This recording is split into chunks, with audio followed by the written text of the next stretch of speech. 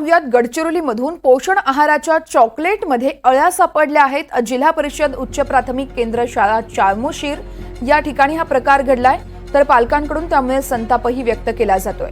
चामोर्शीमध्ये हा संपूर्ण प्रकार घडला आहे। पोषण आहाराच्या चॉकलेटमध्ये या अळ्या सापडल्या आहेत। जिल्हा परिषद उच्च प्राथमिक केंद्रातील हा संपूर्ण प्रकार आहे।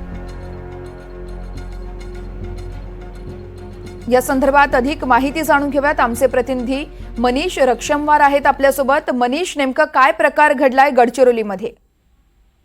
वर्षा, गडचिरोली जिल्हा हा अतिदुर्गम आणि आदिवासी जिल्हा आहे। त्याच्यामध्ये चामोर्शी तालुक्यामध्ये विद्यार्थ्यांसाठी राज्य शासनाने मध्यान्ह भोजन योजनेतून शालेय पोषण आहार आणि मिल्टेश युक्त चॉकलेट आणल्या होत्या। या चॉकलेट राज्यातील सर्व जिल्हा परिषद शाळेमध्ये वितरित करण्यात आल्या होत्या।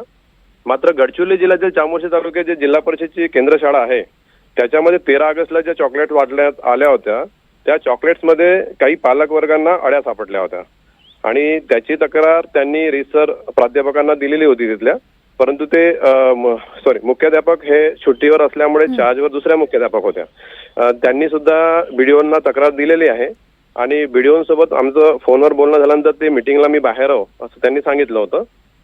वर्षा, निश्चितच त्यामुळे प्रशासन काय कारवाई करतं यावरती हे पाहावं लागेल। तुर्तास धन्यवाद तुम्ही दिलेल्या सविस्तर माहितीसाठी।